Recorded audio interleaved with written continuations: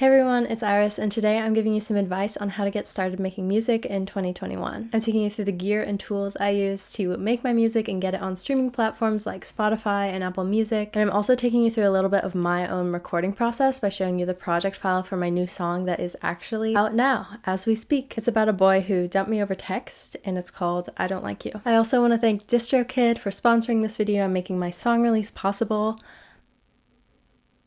Whoa, this is my first sponsorship and I am so thrilled to be working with DistroKid, but more on them later. Here's a quick rundown on the gear I use when I'm recording my music. The microphone I use is the Audio-Technica 4040 large diaphragm condenser microphone. Condenser microphones are what pretty much everybody uses to capture vocals. It's great on the high ends, keeps it crisp, and I really like this one. The interface I use is the PreSonus Studio 68 digital interface. It's super sturdy. I've taken it through airport security many times and I haven't had a problem with it. It also has phantom power and its own headphone jack. The speakers I use for mixing are also from PreSonus. They're the Aris E3.5 near field studio monitors. I've taken these through airport security as well. Probably one of the weirder things I've taken out of my carry-on baggage, to be honest. They're pretty affordable. Definitely not the best speakers, you know, but they definitely get the job done for what I need to do. And it's kind of useless for me to upgrade at this point because I've got a lot else to learn before that switch makes any sense. My DAW is Logic. I really like it. Say what you want, I don't care. I also use the Akai MIDI controller that everybody has. It's great, it's small, it's portable. One of the keys is broken on mine, so be careful with these. These aren't super sturdy, but it gets the job done. I also have an M Audio Code 49 MIDI controller that is my baby, but I don't have it with me right now. So in order to get your music on streaming platforms like Spotify and Apple Music as an independent artist, you need to go through a music distribution service. That's where DistroKid comes in handy. I actually switched to using DistroKid at the beginning of 2020 because it's pretty much what every single one of my friends uses and I really like it. Everyone I've talked to really likes it. You can customize your release dates, upload music, use a custom label name, and you can even upload covers and get a license for covers super easily, and I've actually done this before. It's all super user-friendly and DistroKid does not take any of your earnings as an artist. You also pay one annual fee rather than a fee for every single release, which makes a huge difference. With my previous distributor, it would cost me about 20 bucks to upload a single. That is the same price as the musician package on DistroKid, which includes an unlimited number of releases. The math is easy. You don't have to worry about paying every single time you want to release something. You can just go and do it. I have a referral link for 7% off your first year of DistroKid in the description and on the screen here, so check that out and make the switch. Thank you again to DistroKid for sponsoring this video. It's good to have people who believe in me. Now I'm going to take you through my project file for my new release, but I want to preface this by saying I definitely don't know everything. You're going to see some things in here that are really messy and unprofessional, and it's just the way I did it, but that's kind of the way everybody does it when they're making music, and you just got to keep that in mind. I don't claim to be an expert. I'm still really new to this. If you want to give me advice, you can give me advice. Some things that you might think are objective are actually subjective, and I personally am always like so freaked out to release music because I'm like, it's not up to industry standard. Of course it's not going to be up to industry standard. I've been doing this for like, I don't know, like 2 years maybe. Of course it's not going to be the work of a professional who's been in the music industry for 15 years. So keep that in mind when you're making music. You're gonna make stuff that sounds kind of bad, and in 2 years, 5 years, 10 years, you're gonna look back on it and be like, that wasn't that great, but now I'm really good at it because I've been practicing. Practice is what it's all about.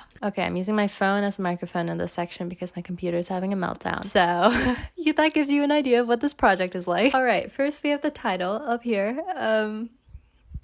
Yeah, I recorded this because my guitar teacher wanted to hear something I wrote, and I just decided to do a vague recording, and then I made it into the actual full song. At the top, I have my lead vox and then the reverb, actually, because I wanted to automate the reverb. My automation is a little bit, it's not too crazy, actually. I decided not to automate all of this business. Use some pretty heavy compression on my vocals, to be honest. Sounds a little compressed, that's for sure. But I kind of ended up liking how it sounds. This is my vocal stack. Not all of these are being used, obviously, but I've got a de-esser, EQ, pedal board, vocal synth, actually, to give it a little extra flavor. Neutron 3, which I pretty much pop on everything. It just makes things sound good. Isotope Trash, actually, to give it also a little bit of extra flavor, and then Nectar as well. So there's a lot going on the vocals. As you can see, I use a lot of Isotope plugins. I recently got like the Music Studio 4 set, I don't remember what it's called. It's got a lot of stuff and I'm still definitely learning how to use it all. I think I rely on it, honestly, a little bit too much. I know how compressors work, but I've gotten a little bit lazy because I've just been using these to make things sound good. Under that, we have my bass. I actually recorded it through a bass amp and then DI'd the bass amp into my computer. Got a compressor on there, bass amp, sound. What's going on in the neutron? I pretty much always use an exciter on my bass tracks just because it helps it stand out a little bit more. I also have my bass sidechained to the kick, which is what this compressor is doing, so that the kick comes through the mix. Haha, sidechaining, I know something. Next up we have the guitar tracks. I have my rhythm guitar and then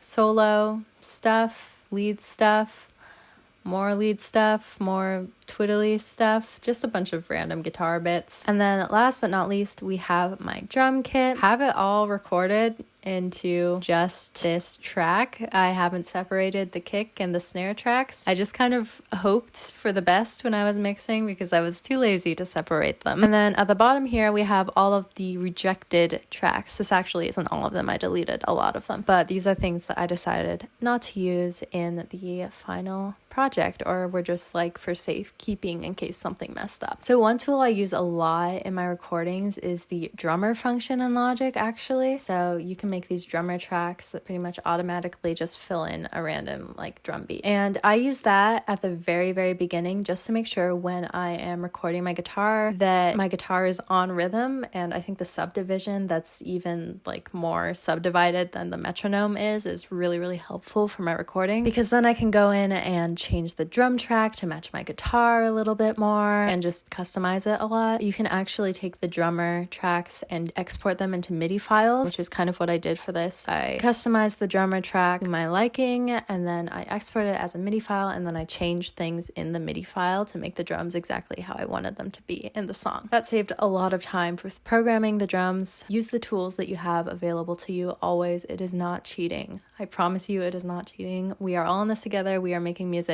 Cheating in music is kind of bullshit. Like what are you talking about? All right, let's give you a little taste of something. Sounds insane. Oh, Jesus.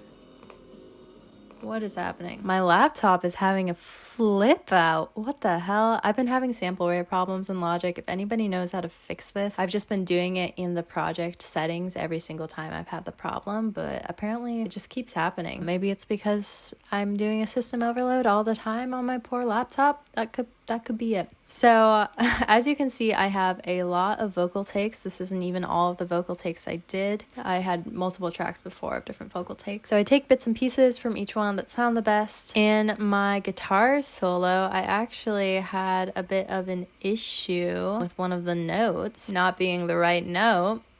And so I used Melodyne to fix it. And then also, right before I uploaded the song to DistroKid, the last thing I did was I actually re-recorded the last chord of the song because it was like out of tune from the first recording somehow. So I just re-recorded it. Super easy. The take selection in Logic is pretty good. There's some annoying things about it, like you can't really use the fade tool with tracks that are like this. It's weird, but otherwise I use them all the time. I played around with the mix for this song so much. Let me show you here. So here are all of the different mixes I had. I had 1, 2, 3, 4, 5, 6, 13 different mixes. Actually, it looks like I only had 12. These are the same mix, but one's a WAV file and one's an MP3 file. And you can tell which one's the final one because it has final in all caps, whereas all the other ones are indistinguishable from one another. So that's the project file for I Don't Like You, and a little bit about my process for how I went through and recorded it. It really was just drums, then guitar, then vocals, then bass. I generally do lead guitar stuff after I've done the vocals just to make sure nothing clashes and to make sure everything has room in the mix, which a lot of the room comes from EQing and stuff like that. I'm not a professional mixer. I know a lot about mixing because I took a class in it and I think I learned a lot about mixing, but I definitely don't know it all. And applying my skills versus just kind of having the knowledge those are two different animals. So I hope that was a little bit helpful for you in seeing my process. If you enjoyed this video, please leave a like and subscribe if you want to see more videos from me. I know I've been doing a lot of music content recently, but don't worry, I've got vlogs coming your way. But this is really what's been interesting me and taking up a lot of my time recently, so I've been making videos about it. Also, don't forget to add my new song, I Don't Like You, on Spotify and Apple Music. I'll have the link in the description. Thank you so much for watching. I love you, dearest. And I will see you in the next one. Also, in the post outro, I want to say, I know it's really hard to find female producers online. It's gotten a little bit easier recently, especially on TikTok. There are a lot more on TikTok. But if you have any female or non-binary producers that you want me to check out, please leave a comment down below, because I am always looking for people like me who are making music. Bye! Cardio practice, I can keep on existing, but